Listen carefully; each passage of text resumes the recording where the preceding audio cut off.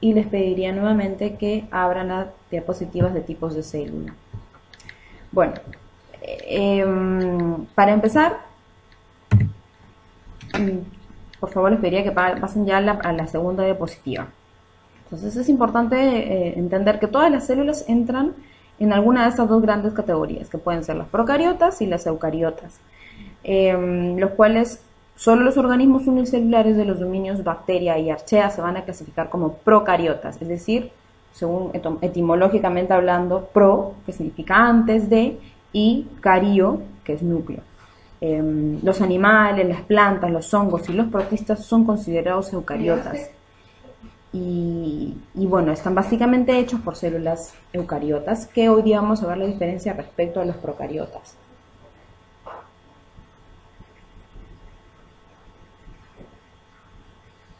Veo que algunas, bueno, en fin, en la siguiente diapositiva ustedes van a ver de que, bueno, hago mención de que una investigación que se realizó en 1977, en el que el doctor Carl llega a estudiar a nivel de ribosoma, empieza a buscar un ancestro común, a nivel molecular, claro está, un ancestro común, y ya no solamente clasifica las células en dos grupos, que son, bueno, sí los clasifica en dos grupos, procariotas y eucariotas, pero los procariotas aún se subdividen, y ahí hay una subdivisión en la que separa las bacterias de las archeas.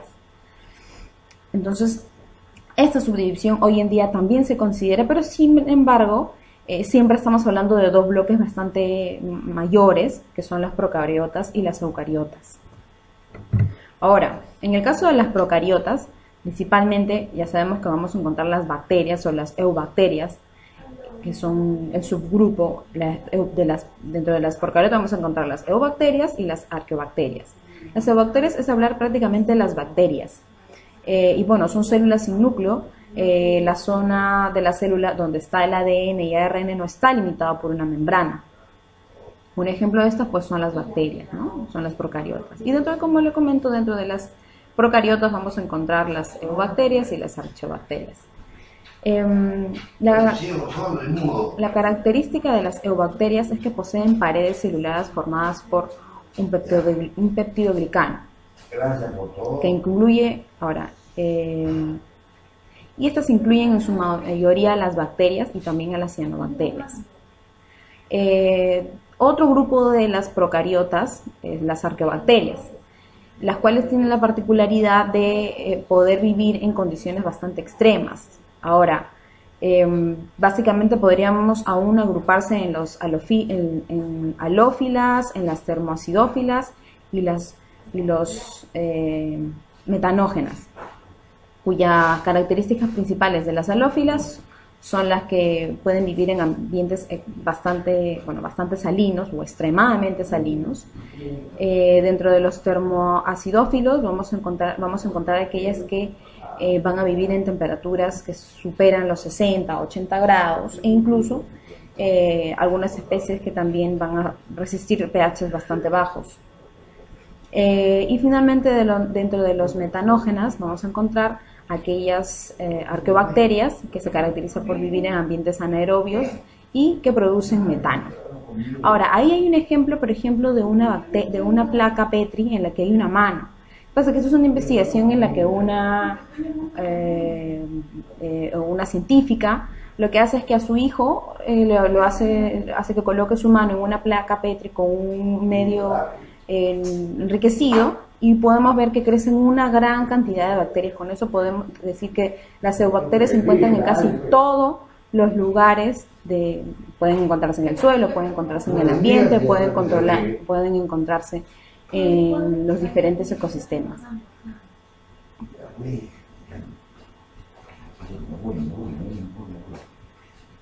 Bien, entonces continuemos.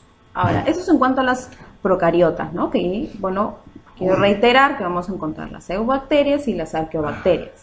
Otro grupo son las eucariotas, que finalmente son las que pudimos estudiar la semana pasada, que pues son las células vegetales, células animales. Nos vamos a encontrar con hongos, y bueno, esa clasificación la vamos a ver aún más adelante. ¿Y qué particularidad tienen las células eucariotas? que son células que ya tienen un núcleo definido y una membrana nuclear, donde vamos a encontrar también dentro de estas células el material hereditario. Las células eucariotas tienen un modelo de organización mucho más complejo que las procariotas y su tamaño es mayor, ¿no? Y en el citoplasma es posible encontrar un conjunto de estructuras celulares que, como ya sabemos, son las llamadas organelas. Entonces podríamos decir de que las eucariotas tienen una complejidad mayor respecto a las procariotas e incluso tienen un tamaño mayor. En la siguiente diapositiva vamos a poder ver aún una división ahora dentro de las eucariotas y básicamente vamos a encontrar por ejemplo, vamos a encontrar el reino animal, el reino vegetal, el reino fungi, los protistas que van a estar formados por ya sea células eucariotas, o bueno, van a ser organismos pluricelulares o unicelulares, pero de tipo eucariota, ¿no? Que como hemos visto tiene una estructura bastante más compleja, ya tienen una membrana nuclear y tienen organelas, ¿no? Bueno, en el caso de los protistas vamos a encontrar organismos unicelulares y pluricelulares, los cuales van a fabricar su alimento y estos van a flotar o se van a impulsar por el agua. En el caso de los hongos, vamos a encontrar también hongos que pueden ser unicelulares o multicelulares y estos se van a alimentar de otros seres vivos o de partes de estos o de sus desechos. Y bueno, estos tienen la particularidad de no desplazarse. Ahora, en el caso del reino Plantae y Animalia vamos a encontrar que están formados por organismos que son pluricelulares. No vamos a encontrar una planta unicelular o un individuo que se considere dentro del reino animal que sea unicelular. Generalmente son pluricelulares y lo mismo pasa con el reino animal, en el que vamos a encontrar pues animales básicamente que son pluricelulares, como nosotros, como los animales. Bueno, en el caso del reino Plantae, sus células forman sistemas bastante especializados y ellos tienen la particularidad de poder fabricar su alimento y también no se desplazan. Mientras en el caso del reino animal vamos a encontrarnos con organismos que están formados por células, bueno, organismos que pueden ser pluricelulares, que son pluricelulares y sus células forman también sistemas bastante especializados. Y estos, a diferencia de los otros, van a alimentarse de otros, o sea, no son autótrofos, sino que son heterótrofos, se van a alimentar de otros seres vivos. Y estos tienen la particularidad, pues, que si se desplazan como nosotros, pues, ¿no? En la siguiente diapositiva vamos a encontrar unas características bastante generales. Por ejemplo, a ver...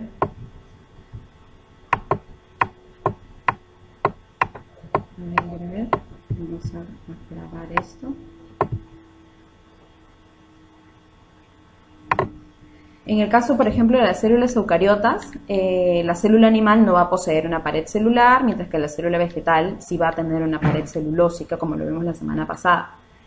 A diferencia de las procariotas, que estas van a poseer una pared celular netamente, que está formado por peptidoglucano. En el caso de las eucariotas, el núcleo está presente y el material genético se encuentra encerrado por la membrana nuclear. En el caso de las procariotas, el núcleo está ausente, el material genético se encuentra disperso en el citoplasma, ubicado en la región nuclear, más no hay una membrana nuclear que englobe o que proteja este material genético.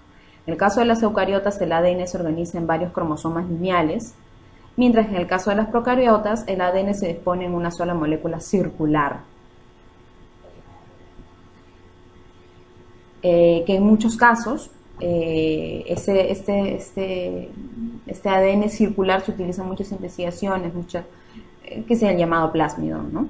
Ahora, en el caso de las eucariotas nos vamos a encontrar que podemos encontrar individuos con uno o más nucleolos formados por ARN y proteínas, mientras en el caso de las procariotas no hay nucleolo.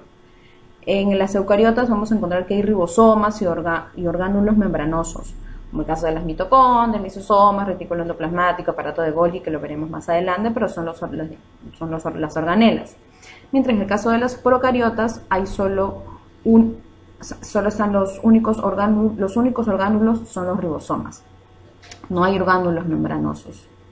Mientras que las células eucariotas se reproducen por mitosis, las procariotas se van a reproducir por fisión binaria. Y bueno, En cuanto al tamaño, generalmente oscilan los eucariotas entre 10 a 100 micrómetros, ¿no? Las células de los eucariotas, mientras que en el caso de las células procariotas su tamaño va a oscilar entre 10 a 10 micrómetros, es decir, bastante más pequeño.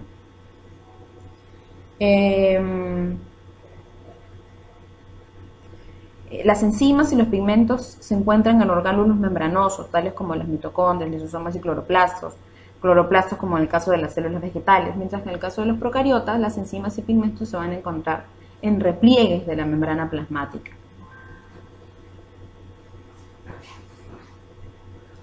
Bueno, ahorita nos encontramos, me están pidiendo que les indiquen por qué diapositiva vamos a la diapositiva 7 de la diapositiva de tipo celular, que en realidad es bastante corta, es bastante, más que nos dé un panorama de los tipos de células superior que vamos a poder encontrar.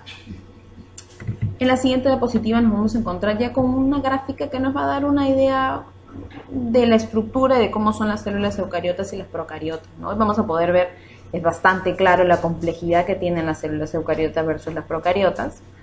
Mírese el material genético que está en el caso de las eucariotas envuelto en una membrana nuclear, mientras que en el caso de las procariotas este ADN cromosómico se encuentra disperso, no está rodeado, pero sí se encuentra en la región nuclear, ¿no? Bueno, básicamente esta gráfica nos va a dar un panorama bastante general sobre la complejidad que tiene la eucariota versus las procariotas. Entonces, hasta ahí creo que espero que tengan un panorama bastante claro sobre la diferencia ya de estos dos grandes grupos. Y bueno, la semana pasada pudimos ver dentro de las eucariotas, como hemos visto, dentro de las eucariotas nos vamos a encontrar con las vegetales y animales, y son las diferencias que pudimos ver en la clase pasada, ¿no? Bien, ahora quisiera que empecemos ya con lo que corresponde al citoplasma. Y bueno, solamente recordarles algunos detalles de la membrana celular que se tocó la semana pasada. En todo caso, les pediría que vayan abriendo ya las diapositivas de citoplasma. Muy bien. Bueno, la clase pasada estuvimos viendo sobre lo que son las mitocondrias, la membrana celular, disculpen, y pudimos ver que está formada por una bicapa lipídica, ¿no? Y pudimos ver incluso diferentes tipos de transporte a través de esta membrana, y también las diferentes asociaciones, ¿no? Los tipos de proteínas que estaban asociados, lípidos, glúcidos que conforman esta membrana lipídica. Entonces, si logran ver ahora en la diapositiva, en el fondo de pantalla de la primera diapositiva de citología, en la parte ya de citoplasma, van a ver unas células que ya supongo que para ustedes son bastante conocidas, o sea, pueden distinguir, ¿no? Entonces vemos claramente que a su alrededor vamos a encontrar, pues no se nota con mucha claridad, pero está delimitada esta célula por una membrana. Y incluso, y si vemos hacia adentro, vamos a ver pues un núcleo central. Entonces todo aquel material que se encuentra entre este núcleo y la membrana va a corresponder al citoplasma. Entonces el citoplasma, al fin y al cabo, es el medio interno celular comprendido entre la membrana plasmática y la membrana nuclear, y está formado básicamente por el citosol y por los orgánulos. Entonces al final y al cabo es aquel que va a llevar, es donde vamos a encontrar los diferentes orgánulos, como pues el retículo endoplasmático, lisosomas, aparato de Golgi y todos los demás orgánulos propios de la célula. Entonces, si pasamos a la siguiente diapositiva, les pediría que pues vean la primera bueno, he tratado de hacerlo lo más didáctico posible, y bueno, es importante que empecemos a diferenciar conceptos.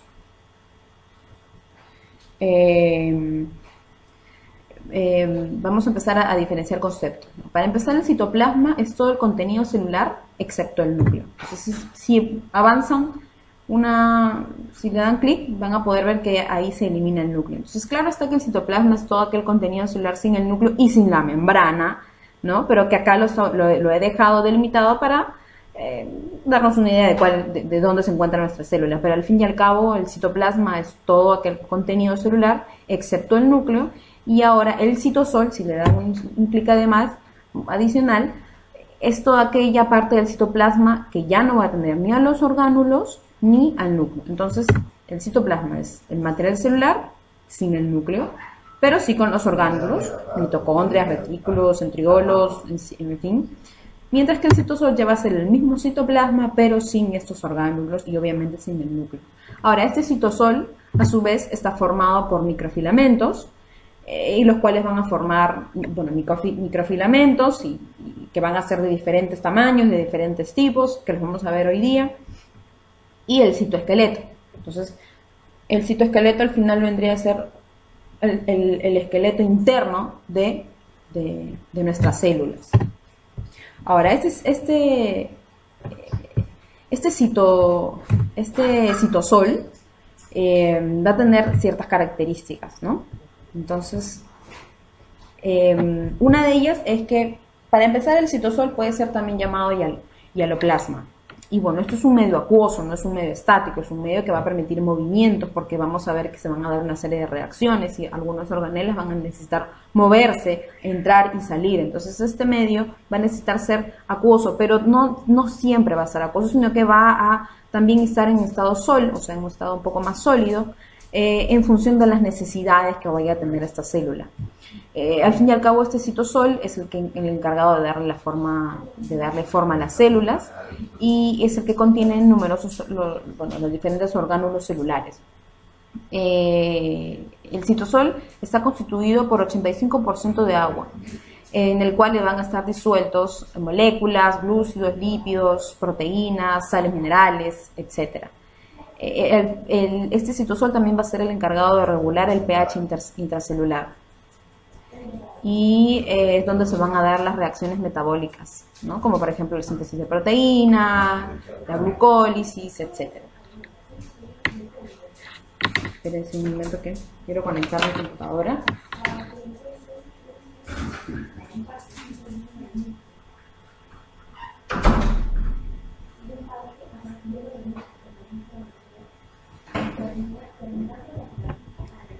Bien.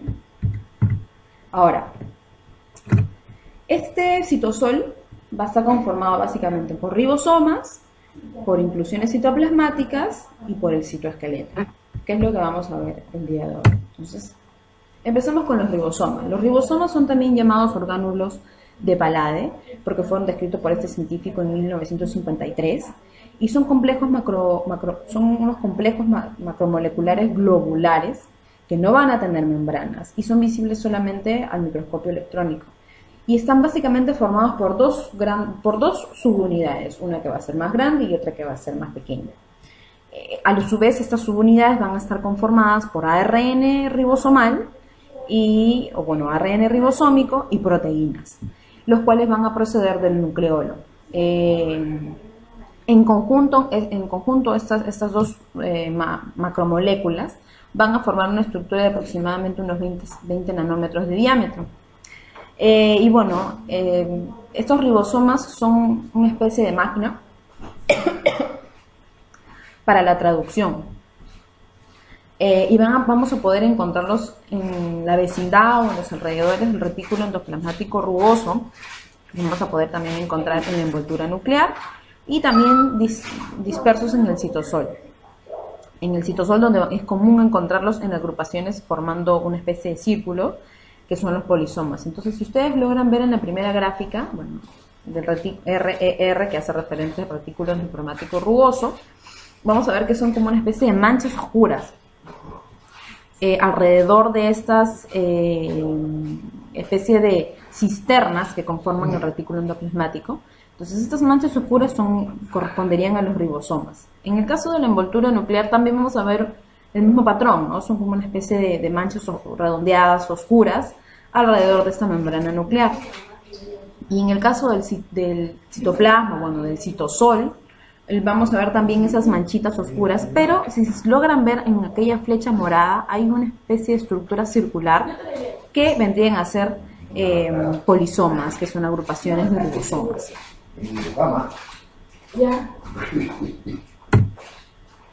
Ahora, conozcamos un poco más a fondo estos ribosomas.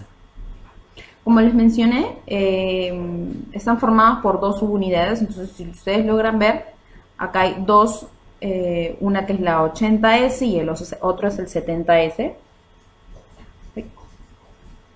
Disculpen. Y están formados por dos subunidades, una grande o mayor y una pequeña o menor.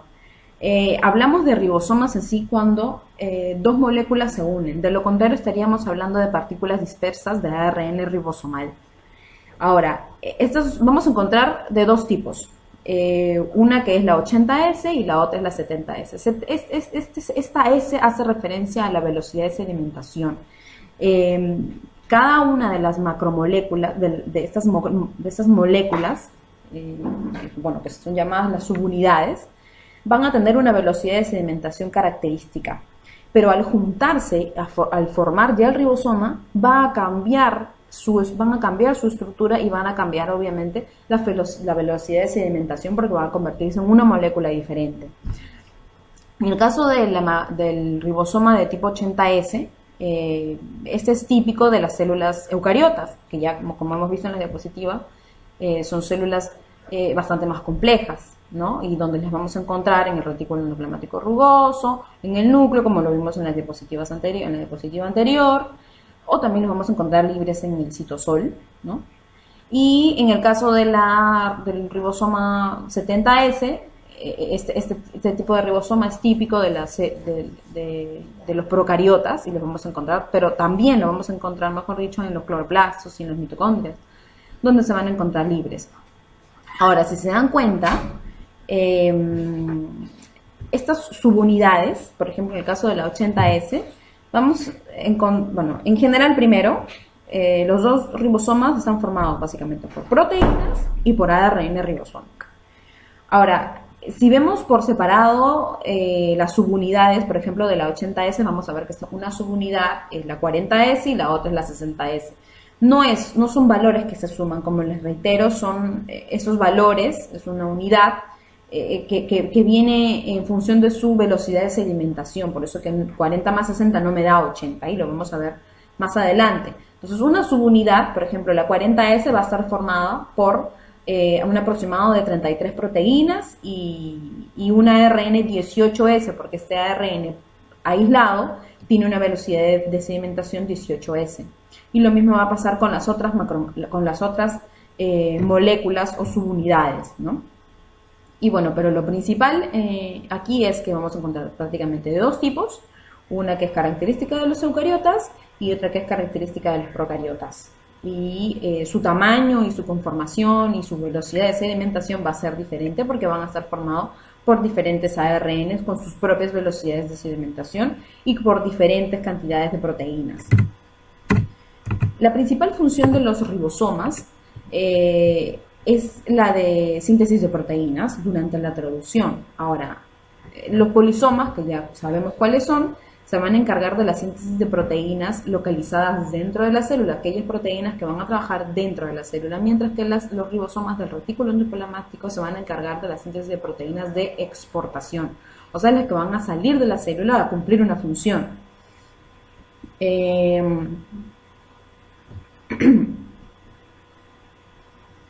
Normalmente el proceso de síntesis de proteínas es un proceso mediante el cual el ARN contenido en el ADN nuclear, que ha sido ya transcrito a un ARN mensajero, es traducido en el citoplasma, es decir, sale del núcleo y es donde se da la traducción. Y en esta etapa o en esta zona, los ribosomas y el ARN de transferencia se van a encargar de la producción de aminoácidos. Entonces, si ustedes ven en el video,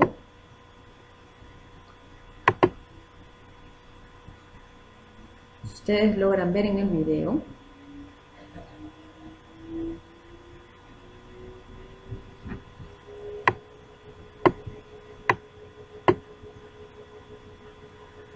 vamos a ver cómo es que se da la traducción y bueno, la síntesis al fin y al cabo de la proteína. Vamos a necesitar, bueno, para que sea la traducción, vamos a ver que se necesita un ARN mensajero, los ribosomas con sus dos subunidades, un ARN de transferencia, y bueno, no uno, sino varias, y un factor de liberación. Y los pasos de la traducción va a ser elongación, perdón, nuevamente, iniciación, ay, caramba, se me paró. Iniciación, elongación y una etapa de terminación. A ver, nos encontramos ya para los que todavía no consiguen, no han logrado. Si se dan cuenta, he colocado en cada una de las diapositivas un numerito en la esquina superior derecha para su facilidad. Ahorita nos encontramos en la diapositiva 5 y estamos viendo el video. Así es que las que puedan acoplarse.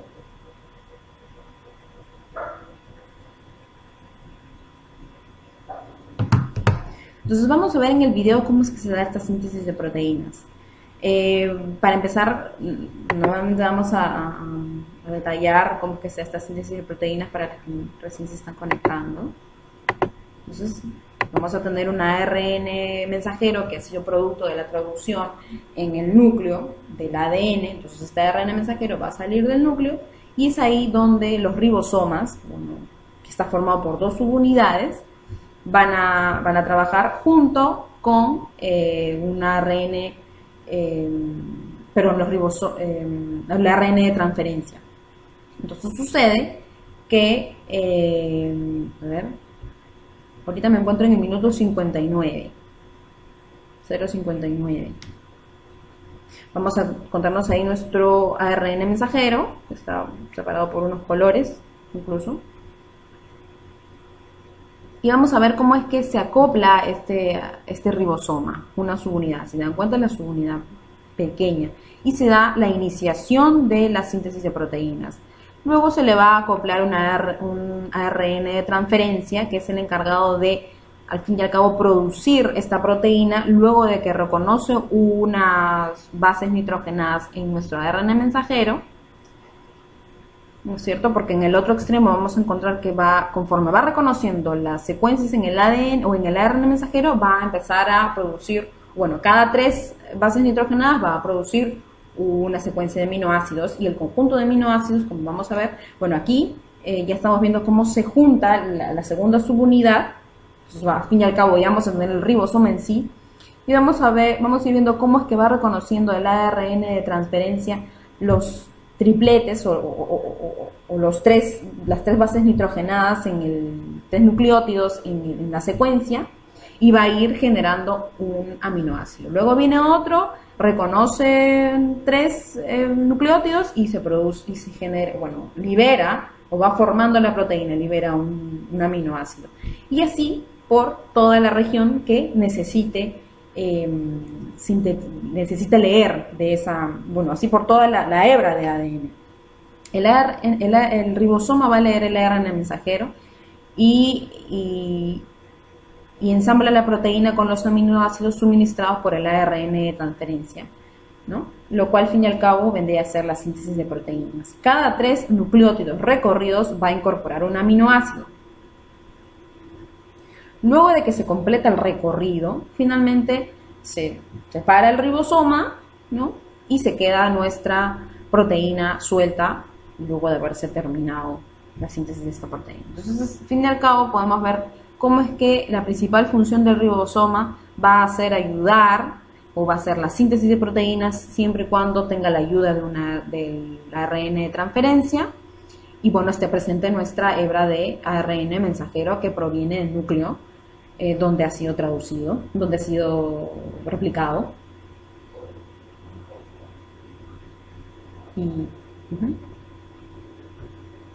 Bien, ahora, como les pasen a la siguiente diapositiva, ¿no? Espero que ya todas estén acopladas conmigo.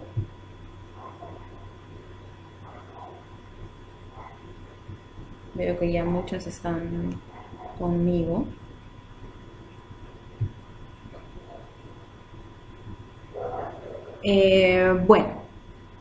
Como les mencioné, hay 2 tipos de ribosoma y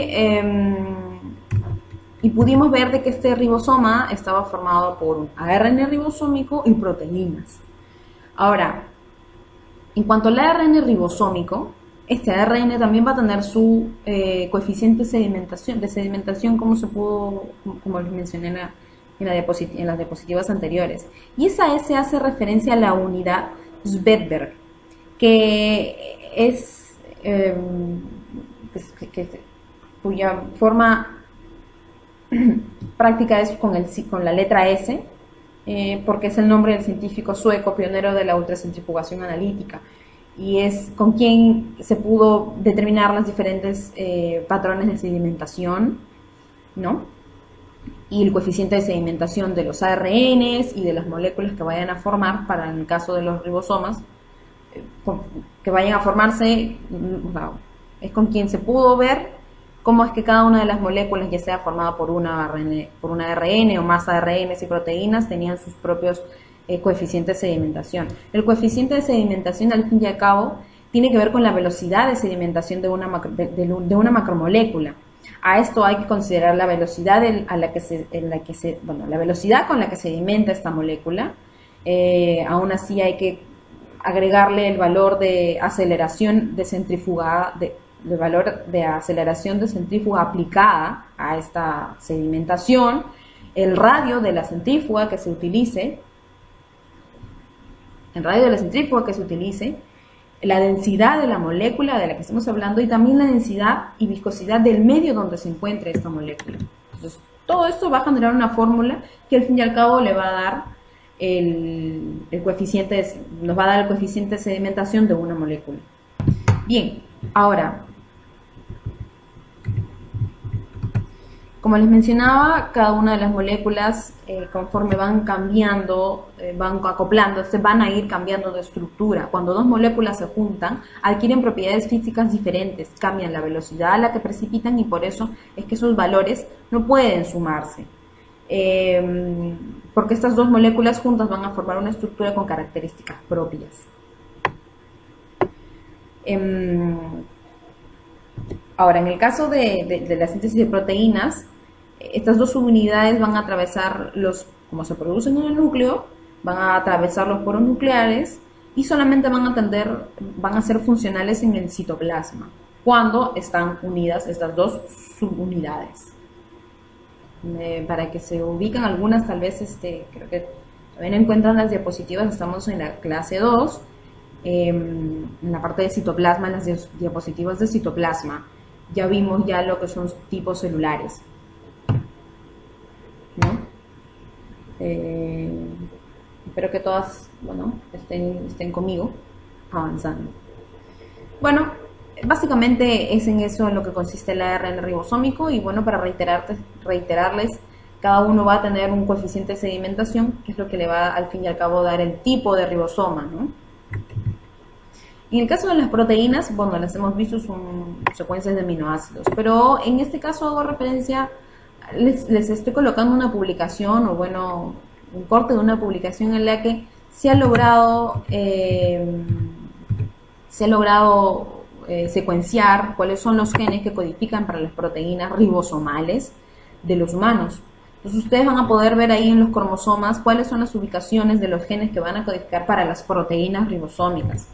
En la siguiente diapositiva hacia el lado derecho van a ver todos los demás cromosomas y las ubicaciones de los genes para las proteínas ribosomales, pero también en esta publicación, que lo van a ver en la diapositiva 9, que es del año 2001, en esta investigación se logró también reconocer cuáles eran los genes que estaban asociados con algunas enfermedades, genes de proteínas que estaban asociadas con algunas enfermedades, por ejemplo, en el caso de la ptosis congénita, en la que se encontró que estaba asociado con la dificultad con una enfermedad que consiste en la dificultad de los párpados superiores para elevarse adecuadamente desde el momento del nacimiento.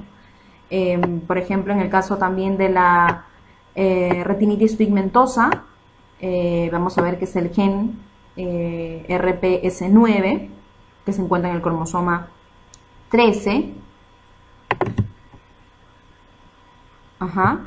Los demás números hacen referencia a la ubicación en el cromosoma, pero por ejemplo en este caso, mutaciones en este gen pueden causar la retinitis pigmentosa, en la que es una enfermedad hereditaria que causa la pérdida lenta de la visión, comenzando con una visión nocturna para finalmente se pierda totalmente la visión.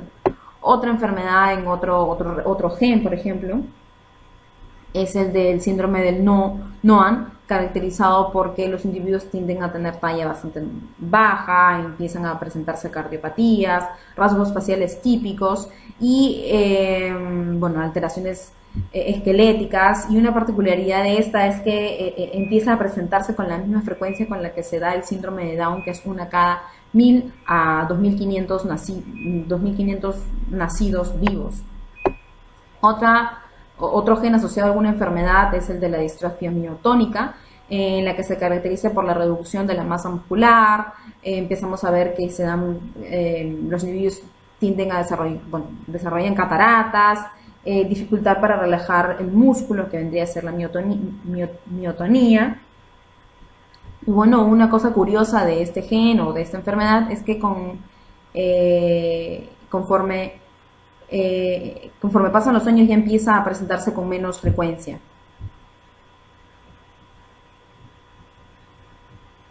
Y bueno, otro gen que está asociado con la enfermedad vendría a ser el RPL12. Ahí vemos que está asociado con la enfermedad LCCS, que es el síndrome de la contractura congénito letal, que conduce a la muerte prenatal en el feto durante la 32ª semana de gestación, ¿no? Entonces podemos ver que mutaciones en genes de importancia, por ejemplo, genes de interés, de importancia porque son genes ribosomales, pueden causar una serie de enfermedades, ¿no? Y en esta publicación, si es que las quieren revisar, incluso ahí la estoy colocando.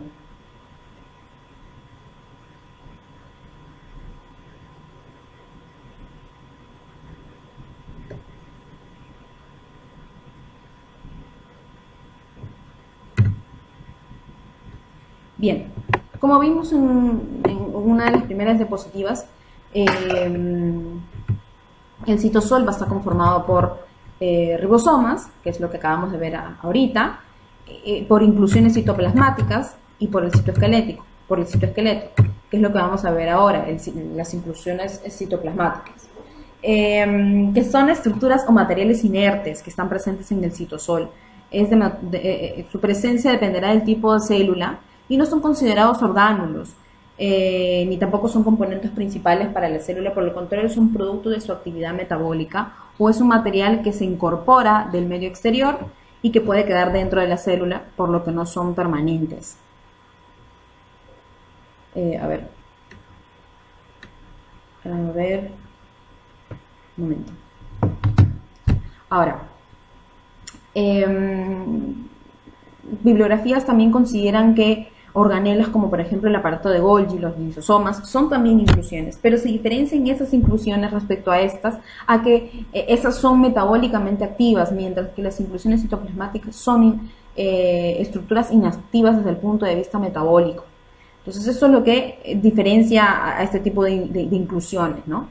La característica de estas es que pueden, bueno, básicamente son detectadas o pueden ser vistas por el microscopio fotónico, utilizando técnicas de histoquímica, o muchas veces puede ser que se puedan ver fácilmente porque van a ser inclusiones pigmentadas.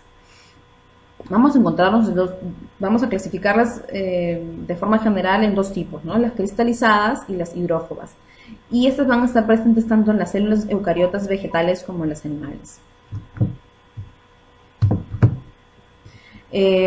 Por ejemplo, en el caso de las cristalizadas, son depósitos proteicos que van a tener forma de cristales, y en el caso de las hidrófobas, son propias de la célula, o pues, como les mencioné, son productos de desecho presentes en muchas de las células. Vamos a ver que nos vamos a encontrar con diferentes de estas, tanto en las células vegetales como en las células animales. En el caso de las inclusiones cristalinas, básicamente son compuestos que son de composición, su composición única están hechos de lisofosfolipasas, ¿no? Y vamos a encontrarlas pues en el citosol como también en el núcleo en algunas ocasiones. Ahora, esta lisofosfolipasa es de mucha importancia porque es una enzima que, al ligarse por ejemplo con la interleucina E, va a disminuir la degranulación en los mastocistos. Es una particularidad que tiene esta lisofosfolipasa, y con esto se va a modular las reacciones alérgicas Lo que sucede es de que los lisofosfolípidos, para empezar, tal vez se les haga un poco complicado estos nombres. Cuando escuchen una palabra que termine en lipasa, estoy hablando de una enzima. Entonces, normalmente cuando tienen el mismo nombre o el mismo inicio en la palabra, el mismo prefijo, en este caso, por ejemplo, las lisofosfolipasas, es porque van a actuar sobre una proteína, sobre un polipéptido, que por ejemplo en el caso de las lisofosfolipasas van a actuar sobre los lisofosfolípidos. Y lo que van a hacer en estos lisofosfolípidos es que van a hacer que se remueva un ácido graso. Y al hacer eso se va a poder modular la acción, las reacciones alérgicas.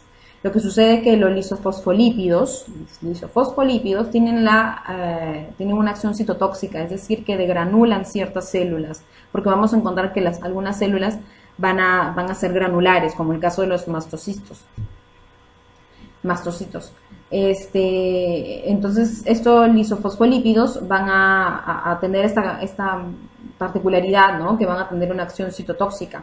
Entonces, ¿qué pasa? Que esta lisofosfolipasa lo que va a hacer es que va a bloquear a estos lisofosfolípidos y esto va a ejercer una acción modular en la inflamación alérgica aguda, ¿no? Lo cual es una función atribuida a los eosinófilos. Entonces, cuando se quiera identificar alguna enfermedad que implique la eosinofilia, la presencia de esta lisofosfolipasa nos va a dar un indicio de qué tipo de enfermedad es, por ejemplo, el caso del asma, los pólipos nasales, entre otros. Estos inclusiones cristalinas pueden ser vistas por tinción con hematoxilina eosina, y bueno, pueden ser fácilmente observadas con un objetivo de 10X.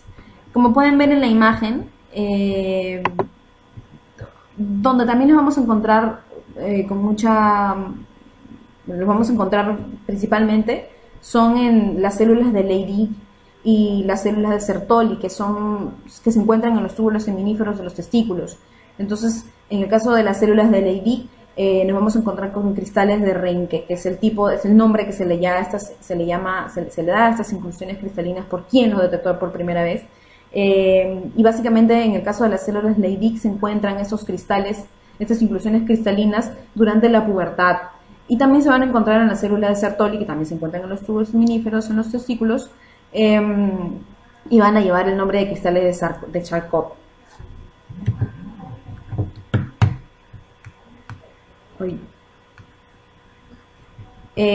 Cabe mencionar que, bueno, estas células son de importancia porque están ubicadas, bueno, en los tubos seminíferos y van a estar encargadas de la producción de testosterona, de DHT, de estradiol. También van a ayudar estas células a brindar soporte estructural y, bueno, etcétera. Pero básicamente esto es para saber dónde es que encontramos este tipo de inclusiones cristalinas. Esto es en cuanto a las células animales. En el caso de las células vegetales nos vamos a encontrar con también inclusiones cristalinas, como por ejemplo los ráfidos y las drusas, que son estructuras que son acuiculares, es decir, que tienen forma de aguja.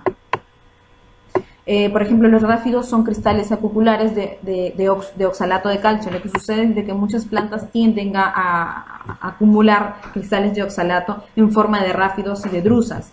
Entonces, estos cristales tienen normalmente, bueno, estos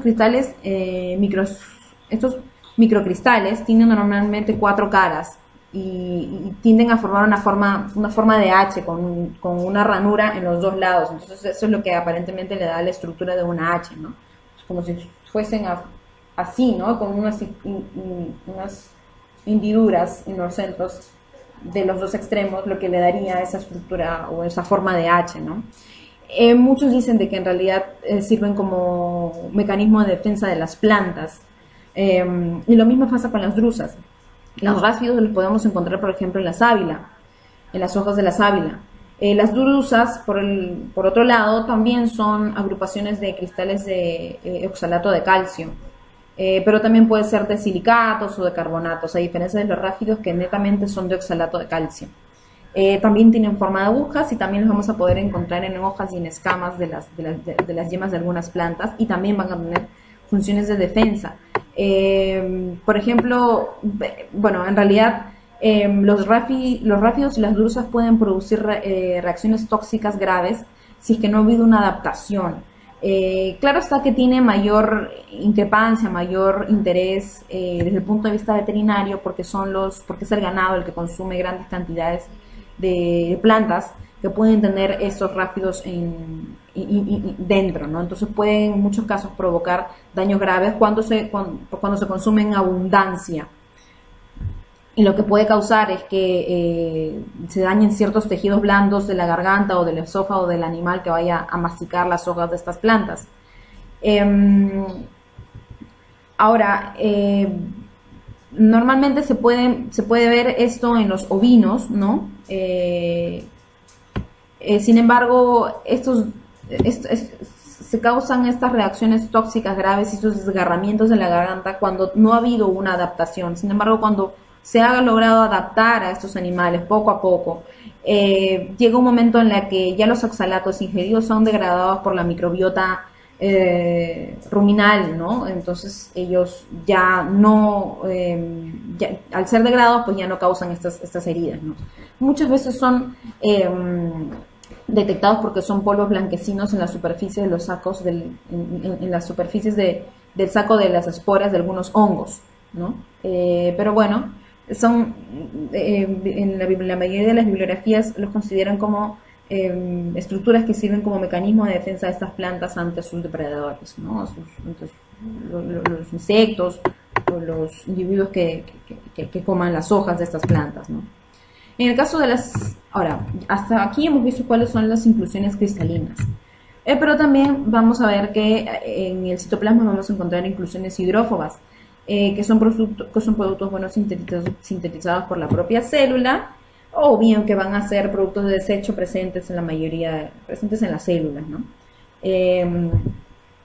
Vamos a encontrar también diferentes en las células vegetales y en las células animales. En el caso de las células vegetales, por ejemplo, podemos encontrarlos en forma de lípidos, que son depósitos de grasas que se pueden encontrar muchas veces en las semillas oleaginosas, como por ejemplo la semilla del girasol, en el maní, en el maíz, ¿no? Pero también vendrían a ser los aceites esenciales que se extraen de muchas plantas, ¿no?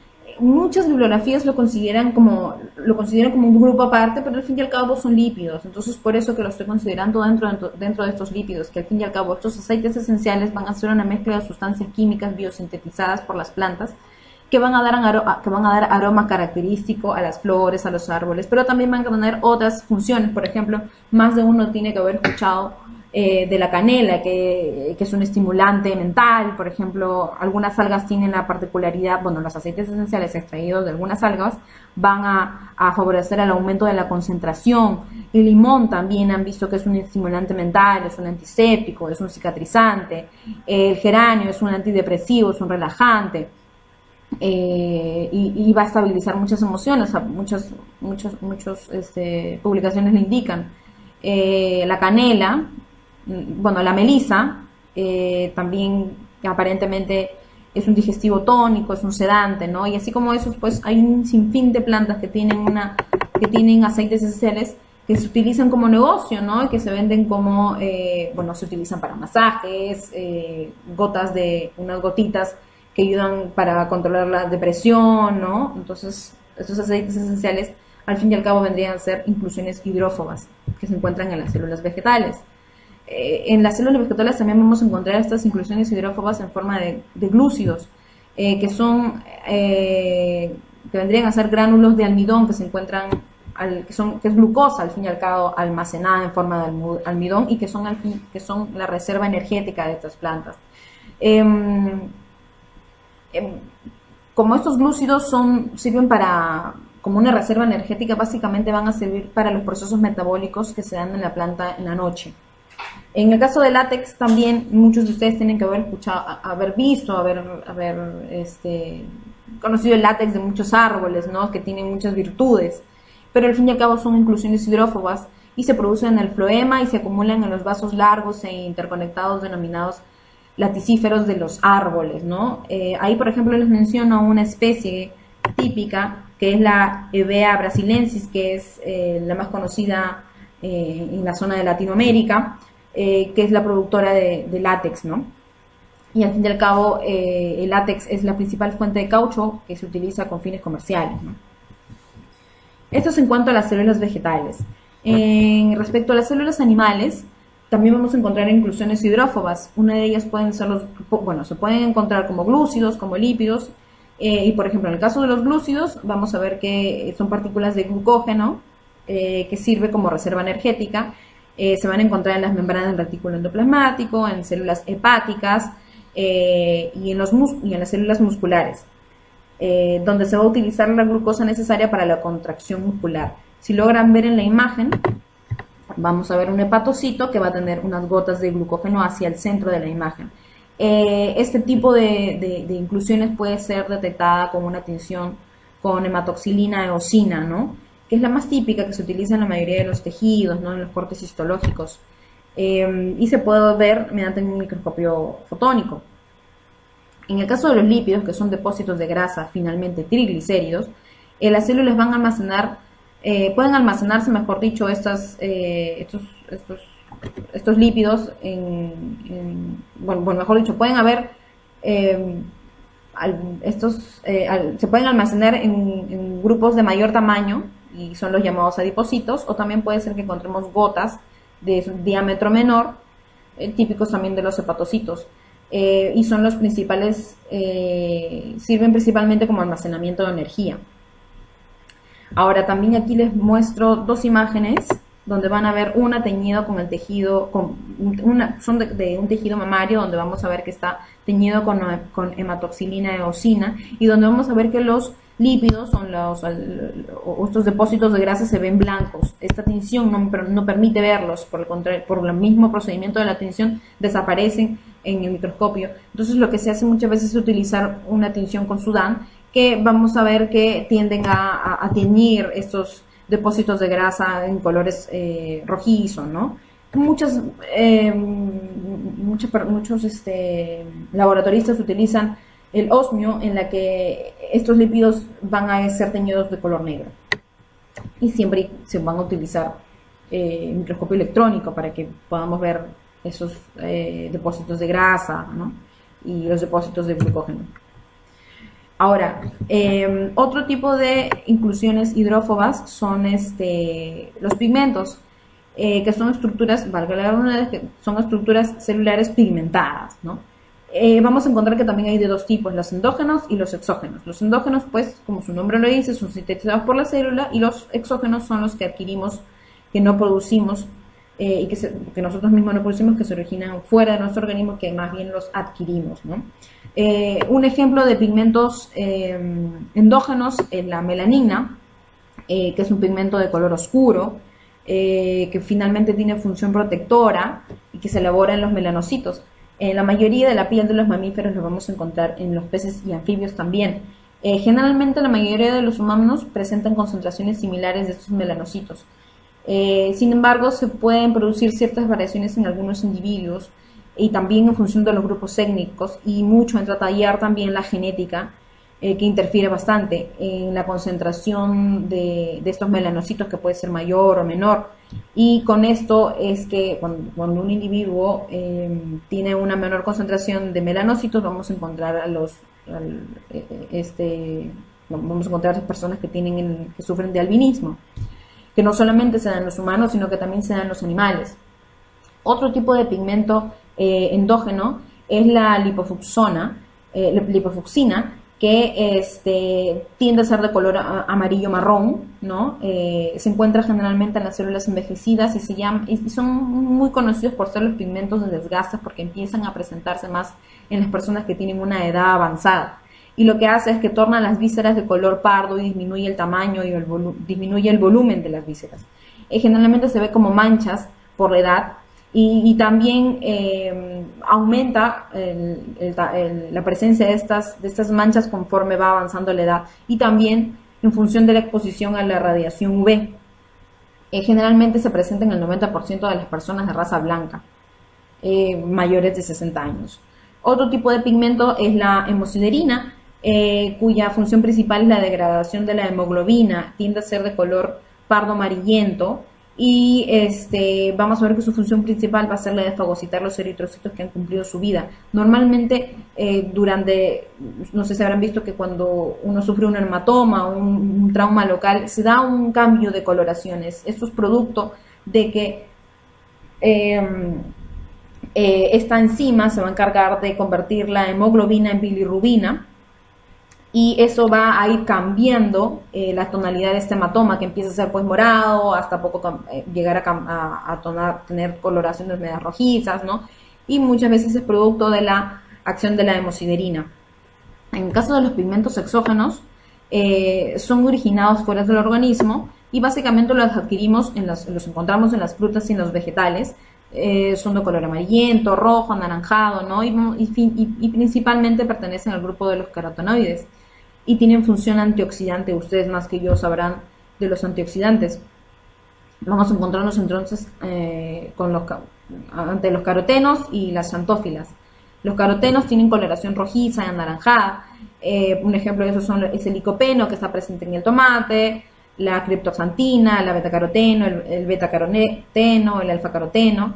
Y otro grupo son las xantófilas, que tienden a ser de una coloración más amarillenta y parda, como por ejemplo la luteína, que se encuentra en las algas, la capsantina, entre otras, ¿no? Estos son en realidad ejemplos de los pigmentos exógenos.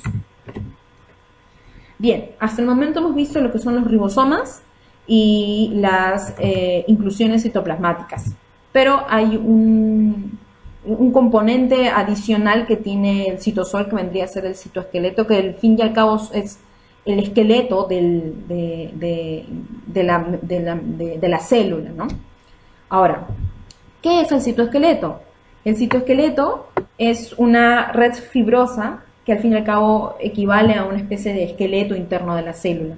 Y es de mucha importancia, ya que, como hemos visto, las células vegetales sí tienen una pared celular rígida que le da la forma a esas células. Sin embargo, en el caso de las células animales, ellas no tienen una pared rígida. Y quien se encarga de darle forma y estructura, estabilidad, movimiento a la célula, tanto interno, principalmente internamente, y también para su comunicación con otras células, es el citoesqueleto. Entonces, vamos a ver de que es una red fibrosa responsable de la organización interna de la célula. No es una estructura rígida, obviamente, sino que es dinámica para que pueda haber movimiento dentro de esta célula. Muy aparte que se extiende en todo el citoplasma y está presente básicamente en las células eucariotas, animales y vegetales. Y brindan sostén y movimiento a las organelas. Si logran ver esta gráfica, ustedes van a poder ver un corte transversal de una célula, en la que podemos ver pues los ribosomas, que están plegados a las cisternas del retículo endoplasmático. Vamos a ver nuestra membrana plasmática arriba y abajo también. Vamos a ver incluso una mitocondria, ¿no? Pero también vamos a ver unas ramificaciones que corresponderían a unos filamentos, que vendrían a ser los microfilamentos, los filamentos intermedios y los microtúbulos. Una particularidad que a simple vista podemos ver es que los microfilamentos van a ser aquellos filamentos que son los más delgados, ¿no? Mientras que los microtúbulos son más grandes y son huecos.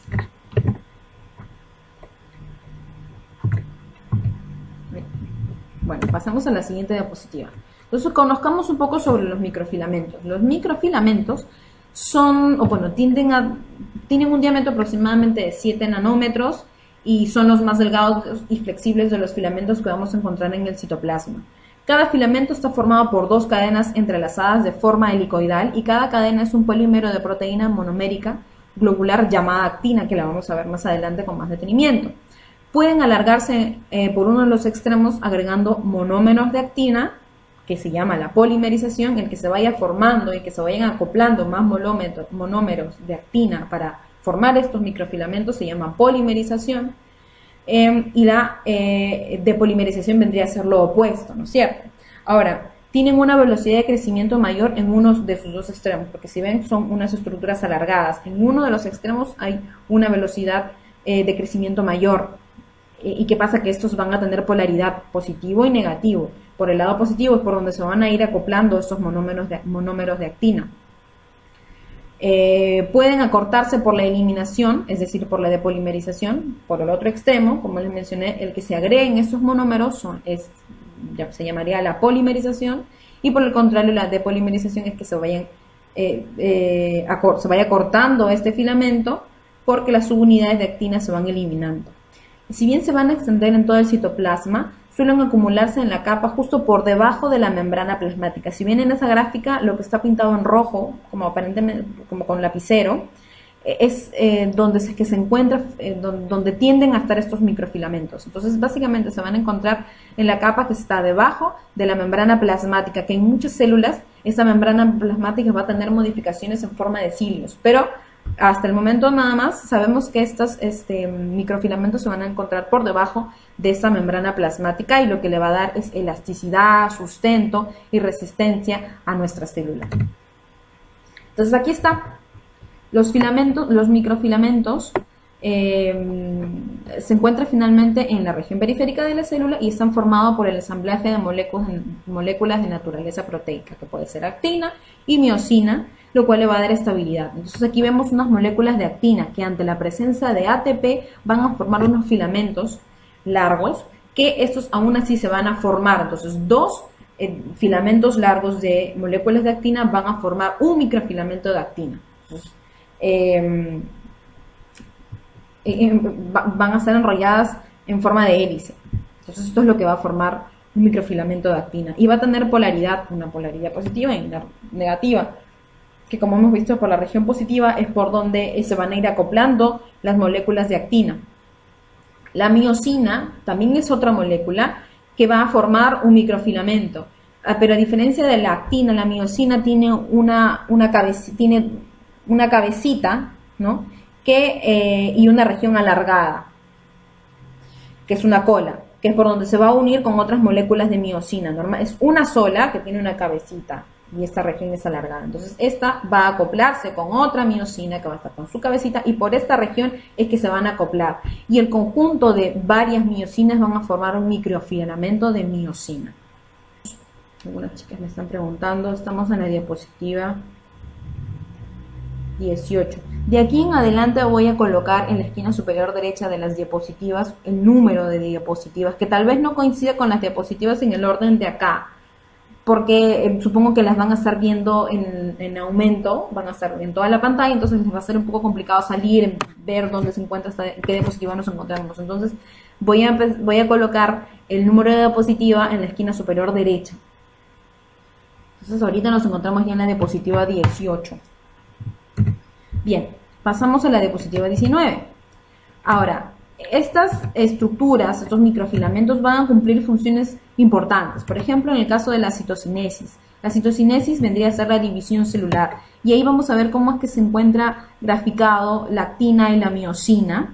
Que pasa que estas se van a intercalar, ¿no es cierto? Se van a intercalar estos dos microfilamentos de actina y miosina y van a formar el anillo contráctil que va a dividir el citoplasma para que se pueda generar dos células hijas.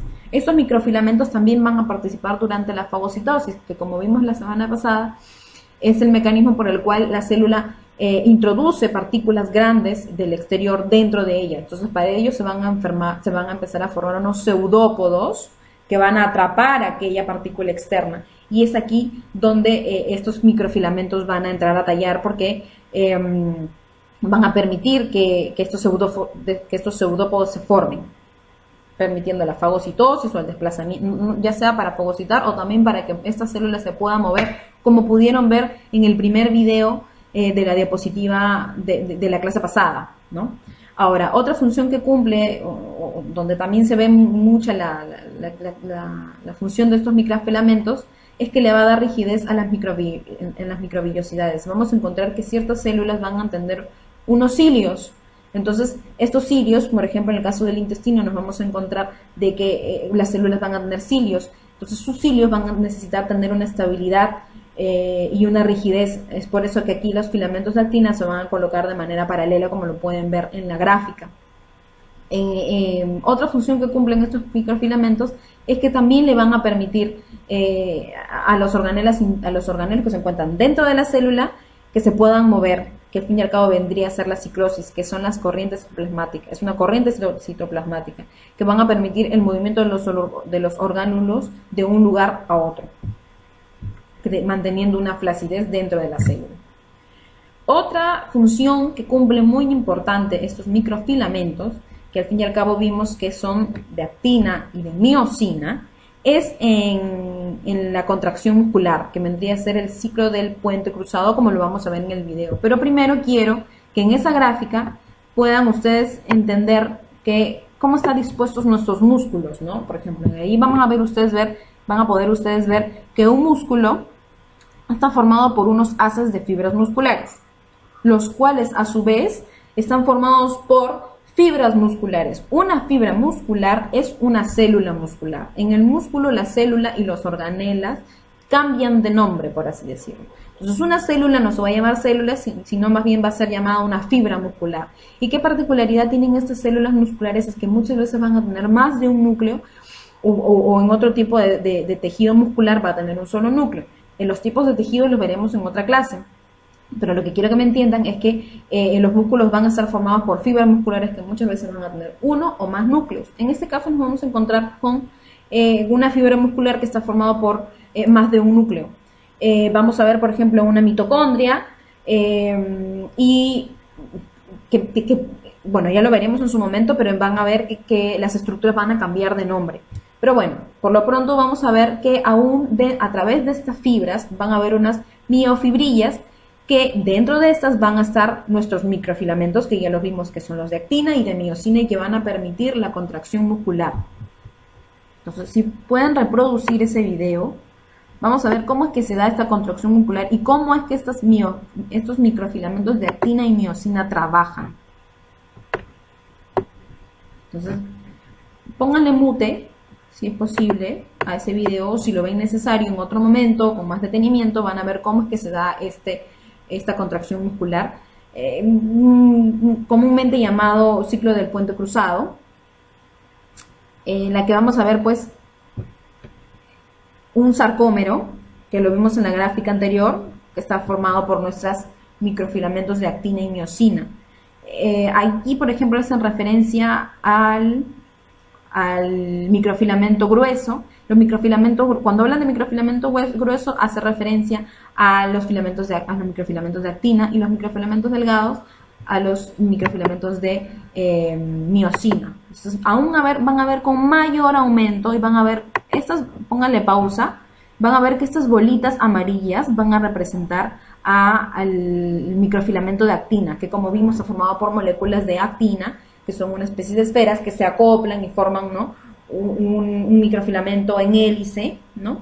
Pero alrededor de este microfilamento aún vamos a encontrar una estructura en color verde, que vendría a ser la tropomiosina, y encima de esta tropomiosina vamos a encontrar tres moléculas que vendrían a ser la troponina. Bueno, la troponina está formada, mejor dicho, por tres moléculas, llamémosle A, B y C por el momento, ¿no?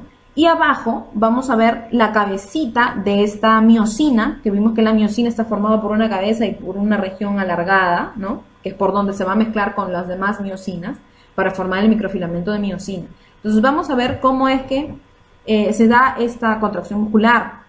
Lo que sucede es de que cuando en el medio hay calcio, esta troponina se va a anclar con el calcio y va a permitir de que se liberen los sitios de anclaje en el microfilamento de actina, sitios de anclaje, sitios de unión de la molécula de actina, que va a permitir la unión con la miosina. Pero ¿cómo es que se da este fenómeno, llamémoslo así?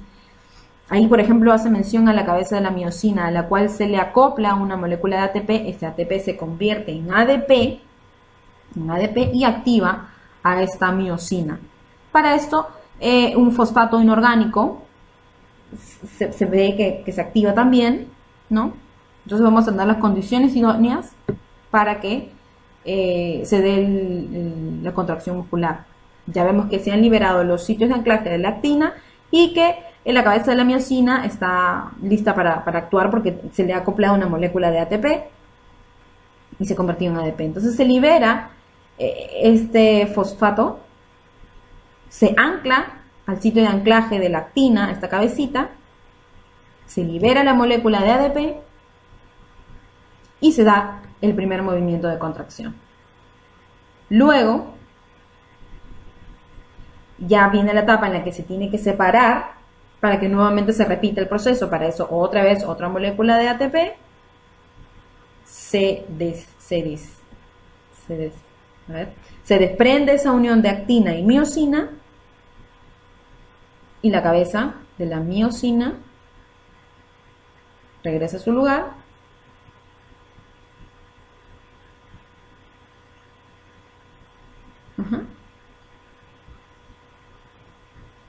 Para que vuelva a repetirse. Aquí vemos, por ejemplo, cómo es que se da ya en masa, ¿no? Cómo es que se dan ya todos los microfilamentos de cada una de las miofibrillas, de las fibras musculares, de los haces musculares, de los músculos.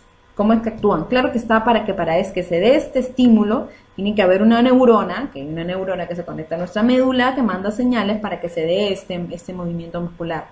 Es un movimiento voluntario.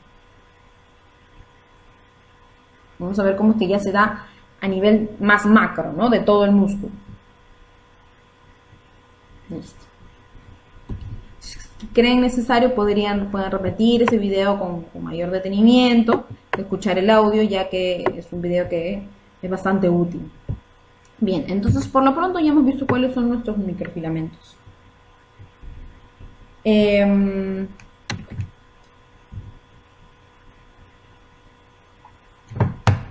Otra estructura que forma el citoesqueleto son los microtúbulos.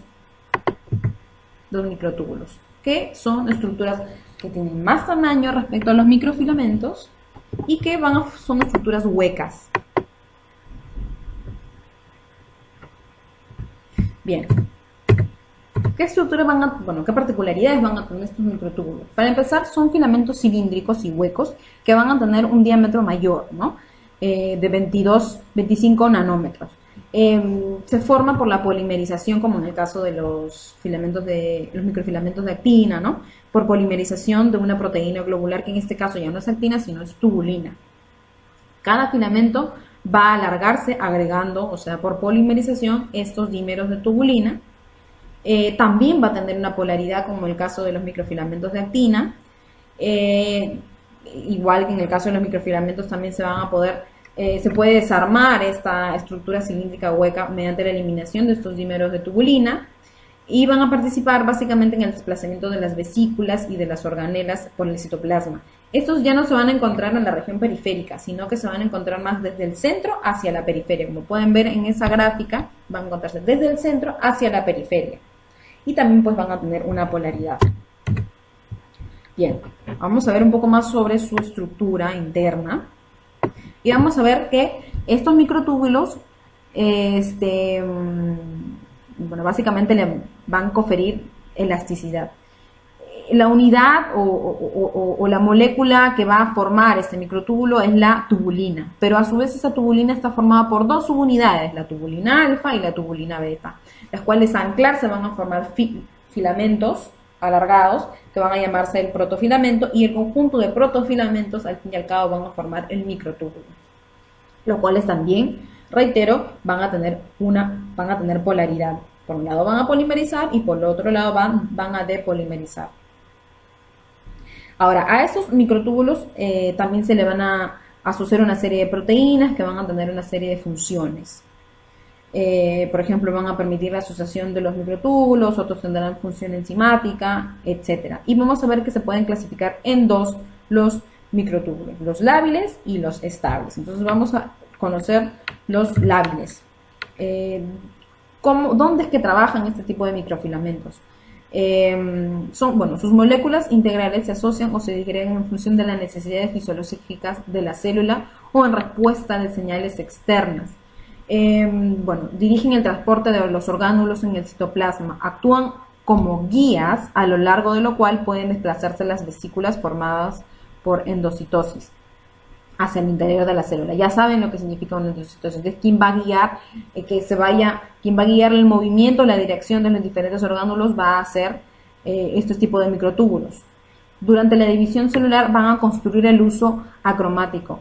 El uso acromático es el que se forma durante la división celular, en la que los cromosomas van a necesitar migrar hacia uno de los polos, hacia los polos de la célula, y van a seguir un camino. ¿Qué camino? El de los usos acromáticos que se va a formar desde el cromosoma hasta el centriolo, que vendría a ser esas bolitas verdes que pueden ver ahí, y ahí están los cromosomas coloreados en rojo y en azul, y esas líneas vendrían a ser el uso cromático. ¿Quién forma o de qué están formados estos usos cromáticos? Por microtúbulos de tipo Lamias. Es decir, se podría decir que los microtúbulos de tipo Lamias son más modificables, ¿no? Se hacen y se deshacen en función de la necesidad. Por el contrario, los microtúbulos de tipo estable van a formar estructuras que van a ser un poco más permanentes, ¿no? Por ejemplo, los centriolos, los cilios y los flagelos. Y van a estabilizar estas estructuras. El centriolo son estructuras que se encuentran en las células animales que se van a encontrar cerca del núcleo. Son cilíndricos y huecos. Y bueno, la pared de estas estructuras, como pueden ver, va a estar formado por unos microtúbulos que se van a agrupar van a agruparse de 3 en 3, formando un triplete. Entonces acá están llamados como microtúbulo A, B y C. Y el grupo de 3 van a formar un triplete. Un centriolo está formado por 9 tripletes. Estos 9 tripletes incluso van a emitir o van a... de cada uno de esos tripletes se van a salir una especie de haces radiales hacia el centro, que van a dar la imagen de una rueda del carro. ¿Por qué dicen 9 más 0? Porque son 9 tripletes, pero como en el centro no hay ninguna estructura, no hay ningún triplete, no hay ningún microtúbulo, ese 0 hace referencia al del centro, que lo van a ver más adelante, que lo van a ver en el caso de los cilios, que es diferente. Ahora, estos centriolos se encuentran inmersos en el material pericentriolar, como pueden ver en la imagen de más abajo. Perdón, antes que me olvide, estos tripletes están unidos por unos puentes de hidrógeno que le van a dar la estabilidad. Ahora, si se dan cuenta con más detenimiento, estos microtúbulos no están de forma vertical, sino que tienen una ligera inclinación, y son estos puentes que van a permitir que se mantenga la estabilidad de estos centriolos. Ahora, normalmente se van a encontrar dos centriolos dispuestos de manera perpendicular, ¿no? Y que van a estar en el material pericentriolar. Ahora, el conjunto de dos centriolos más material pericentriolar va a formar el centrosoma. Entonces, es un concepto nuevo que es importante que lo tengan en cuenta. Por el contrario, en el caso de los flagelos, vamos a ver que su estructura es un poquito más compleja. Entonces vamos a ver que los cilios y los flagelos tienen la misma estructura, solamente que van a variar en número y tal vez en tamaño, porque normalmente las bacterias, por ejemplo, algunas bacterias van a tener flagelo y normalmente van a tener un solo flagelo. Por el contrario, las células que tienen cilios no van a estar formadas solamente por un solo cilio, sino por gran cantidad de cilios, y los cuales tienden a ser más pequeños, pero sus estructuras son básicamente similares. Entonces, los dos van a tener las mismas partes. Entonces, normalmente van a tener un axonema, que es la parte, digamos que esta es la membrana celular, ¿no? Entonces, pero este flagelo va a salir de la membrana porque es una estructura propia de la célula, ¿no? Entonces, vamos a encontrarnos que esta es la membrana. El flagelo que sale, que es como una especie de vellosidad, vendría a ser el axonema, ¿no es cierto? Ya. La región que se conecta con la membrana celular vendría a ser la zona de transición. Y por debajo ya, pero que todavía corresponde a ese cilio, imagínense que fuese un pelo que está dentro, ¿no? Entonces internamente todavía continúa ese pelo, ¿no es cierto? Entonces, algo así sucede con los cilios y los flagelos. Tienen una región interna todavía por debajo de la membrana celular, que ya vendría a ser el cinetosoma o el corpúsculo basal. Entonces, si lo ven con mayor detenimiento, van a ver que tienen estructuras relativamente similares con el centriolo. Están formados también por 9 tripletes, y también tienden pero si se dan cuenta, ya aquí hay un eje tubular en el centro, ¿no? Hay unos haces que se dirigen hacia el centro, que son unos haces que los vimos también en el caso de los centriolos, ¿no? Que son unos haces. También está formado en esta región por 9 tripletes, ¿no? Si vamos subiendo un poquito, vamos a ver que ya el eje tubular ya desaparece, ya no hay unos haces hacia el centro, solamente quedan los 9 tripletes y bueno, eso es todavía antes de llegar a la membrana celular o bueno, antes de llegar a la zona de transición. En la zona de transición ya vamos a ver que hay una placa basal a partir de la cual ya se van a formar dos microtúbulos centrales. Ya a este nivel ya no vendría a ser 9 más 0, sino que 9 más 1, si no sería 9 más 1, porque en el centro hay un eje central que se conecta con los haces que cada uno de los tripletes a su alrededor con los que se van a conectar. Entonces, nuevamente, vamos a ver que ahora estos tripletes ya no van a ser tripletes, sino que van a ser dobletes, ¿no es cierto? Son 2 microtúbulos, ¿no? Agrupaciones de 2 microtúbulos, ¿no? 9 agrupaciones de 2 microtúbulos que van a tener unos haces hacia el centro, donde se van a comunicar con 2 microtúbulos que están hacia el centro, ¿no? Esto es lo que le da la particularidad de ya no ser 9 más 0, sino 9 más 1. Pero, al fin y al cabo, es la misma la estructura que vamos a encontrar en los cilios, y en los flagelos lo que va a variar es el tamaño y el número de estos, ¿no? Bien, otra estructura que conforma el citoesqueleto vendría a ser los filamentos intermedios. Estos filamentos intermedios, ya hemos visto que los microtúbulos están más hacia la periferia, los microfilamentos se encuentran más hacia la periferia de la célula. Hemos visto que los microtúbulos están más del centro hacia la periferia, o sea, en toda la parte, casi en la parte total de la célula o del citoplasma. Y estos filamentos intermedios van a estar presentes básicamente hacia las conexiones entre célula y célula. ¿Qué particularidad tienen estos? Bueno, mejor dicho, van a encontrarse en las uniones intercelulares. 2 células y más que nada se van a encontrar en estas uniones, este tipo de microfilamentos, y le van a otorgar resistencia. Ya estos filamentos son un poco menos deformables, son un poco más rígidos, un poco más estables. Son fibras de aproximadamente 10 nanómetros de diámetro, presentan poca elasticidad, no son contráctiles, pero se caracterizan por su resistencia. Se encuentran en zonas que están bastante sometidas a tensiones mecánicas. Están formadas por monómeros, son monómeros con moléculas fibrosas muy largas y unidas a tetrámeros. Y son estructuras dinámicas que pueden autoensamblarse o desarmarse, como en el caso de los 2 filamentos anteriores. Y vamos a encontrar que existen diferentes tipos de monómeros que van a dar lugar a diferentes filamentos intermedios. Normalmente se encuentran en el epitelio, donde vamos a encontrar filamentos de queratina que participan en la estructura de los desmosomas, que es un tipo de unión entre células que aporta resistencia a los tejidos. También vamos a encontrar formando los neurofilamentos, que son los que constituyen el citoesqueleto de los axones de las neuronas. Bien, básicamente todos los filamentos intermedios tienen una región bastante común, ¿no? Entonces vamos a ver que la región del dominio central en hélice alfa es similar en los diferentes filamentos intermedios, por ejemplo los de queratina, de bimentina, de láminas nucleares, de proteínas de los neurofilamentos. Entonces vamos a ver que tiene una región que es bastante similar, que es donde se encuentra el dominio central en hélice alfa. Pero lo que los va a variar son los extremos, ¿no es cierto? Básicamente esto. Ahora, están formadas básicamente por proteínas, por polipéptidos filamentosos, que se van a enrollar formando filamentos gruesos. Entonces vamos a ver de qué manera. Para que se forme un filamento intermedio vamos a tener que tener 2 filamentos, ¿no? En su región central, en la región de hélice, se van a enrollar y van a formar un sobreenrollamiento dimérico. A su vez, entonces es decir que vamos a tener 2 filamentos enrollados.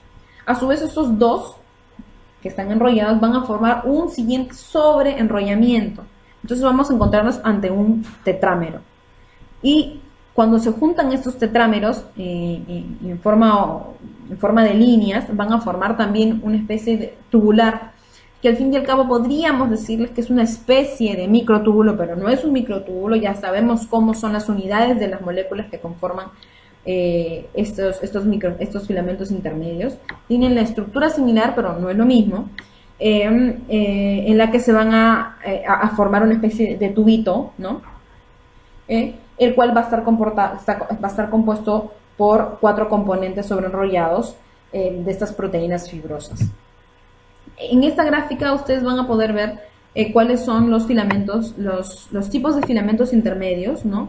Y los componentes polipeptídicos de estos tipos de filamentos. Por ejemplo, en las láminas nucleares, el tipo de filamento va a ser la laminasa A, B y C. En proteínas relacionadas con la bimetinina, vamos a ver que va a estar formada por la desmina, proteínas glial ácidas, fibrares. La queratina, por ejemplo, vamos a encontrarnos con componentes polipeptídeos de tipo 1. Bueno, estos detalles que no es tan importante, sino más que nada que sepan cuáles son los tipos de componentes polipeptídeos que van a formar los tipos de filamentos intermedios. ¿Y dónde es que se van a encontrar, no? Por ejemplo, los filamentos intermedios neuronales van a encontrarse en las neuronas, otros van a encontrarse en la lámina nuclear de las células eucariotas, en fin. Vamos a ver, por ejemplo, que estas láminas, bueno, un ejemplo de ellas es la lámina nuclear, que si ven en este cuadro es el primer ejemplo, ¿no? Láminas nucleares. Entonces, ¿dónde es que se encuentran estas láminas nucleares? Imagínense, ¿no?, que se encuentran dentro de la célula y se encuentran en una región entre el núcleo y el citoplasma, ¿no es cierto? Yo estoy acá, el núcleo, internamente, y hacia afuera está el citoplasma. Acá tengo mi membrana nuclear. Debajo de mi membrana nuclear voy a encontrar esta lámina nuclear que va a estar formada por filamentos intermedios y que van a permitir la comunicación desde dentro del núcleo hacia afuera. Entonces ahí van, ya estos conceptos los manejan el citosol, es decir, estamos hablando del citoplasma, el núcleo, en la parte interna, bueno, el núcleo ya sabemos dónde se encuentra, ¿no? Y estos azules vendrían a ser los filamentos intermedios de la lámina nuclear. Aquí básicamente pongo un ejemplo de una patología en la que hay una mutación en las células intermediarias de tipo en la que el filamento intermedio o el componente polipeptídico del tipo de filamento intermedio es la queratina. Entonces sucede de que normalmente en la máquina de la izquierda normalmente vamos a encontrar la epidermis, la dermis, y hay un estrato basal. ¿Dónde se van a encontrar? Esta es la región donde se encuentra la unión de queratina. Cuando hay una mutación en una proteína que va a traducir para la queratina, la proteína de la queratina, va a suceder lo que sucede en la imagen de la derecha. Se va a separar esta epidermis de la dermis. ¿Y por qué? Porque ha habido una mutación en este tipo de filamento intermedio. Entonces, en la gráfica de la derecha, como esquema, vamos a ver de que vemos ahí 3 círculos, ¿no es cierto? Imagínense porque son 3 células. Lo normal sería como la célula de la derecha. Sin embargo, ante la presencia de esta patología, se va a separar la dermis de la epidermis y va a causar, pues, la separación, qué sé yo, ¿no? Bien, en esta gráfica básicamente es un resumen de los 3 tipos de microfilamentos, ¿no? Y la fuerza con la a la que pueden resistir estos microfilamentos. En el caso de los microtúbulos, por ejemplo, tienen la capacidad de que ante poca fuerza se van a deformar poco, pero va a llegar un momento en el que se van a romper. Por el contrario, los filamentos de actina, conforme vamos agregándole fuerza, van a ir deformándose estos microfilamentos, pero va a llegar un momento en el que se va a romper. Por el contrario, los filamentos intermedios tienen la capacidad de resistir ante mayor cantidad de fuerzas deformadoras. Entonces vamos a ver que esta línea todavía continúa. Puede haber más fuerza y se va a seguir deformando, pero no se va a llegar a romper tan rápidamente. En la siguiente diapositiva básicamente es un resumen de lo que hemos visto hasta ahora y de lo que vamos a ver más adelante. Ya hemos visto que el citoplasma entonces está formado por el citosol, inclusiones citoplasmáticas, y por el citoesqueleto. Dentro del citosol vamos a encontrar ARN, proteínas, vamos a incluso encontrar coenzimas, metabolitos, iones, en fin, pero básicamente dentro del citosol vamos a encontrar ribosomas, que está formado por proteínas y ARN, inclusiones citoplasmáticas, que ya hemos visto que pueden ser gotas de grasa, aceites esenciales, pigmentos, ¿no? Ahí me parece que se escapó ese último cuadro que dice citoesqueleto. Al contrario, más bien a la derecha dice citoesqueleto, que es otro componente del citosol, que va a estar formado por estos tres tipos de microfilamentos, ¿no? Microfilamentos intermedios, microtúbulos, filamentos intermedios, microtúbulos y microfilamentos. Y otro componente del citoplasma van a ser las organelas, que los vamos a ver en una siguiente clase y vamos a ver con detenimiento qué función tiene el retículo endoplasmático, el aparato de Golgi, las mitocondrias, las vacuolas, los lisosomas, etc. Hasta el día de hoy hasta aquí es donde vamos a llegar el día de hoy, así es que espero que haya quedado. En la siguiente diapositiva les dejo la bibliografía y una página. Les dejo la primera, por ejemplo, es la que hace referencia a la publicación que les comenté, ¿no? Esa investigación en la que están las proteínas, unos enlaces que le van a servir, ¿no?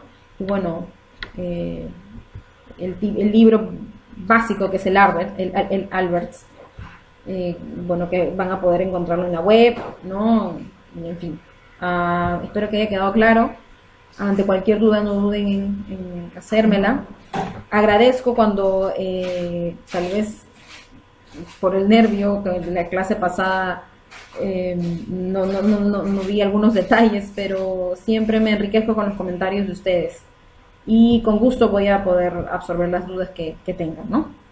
Muchas gracias y cualquier duda, pues ya estamos en comunicación por intermedio del WhatsApp. Gracias.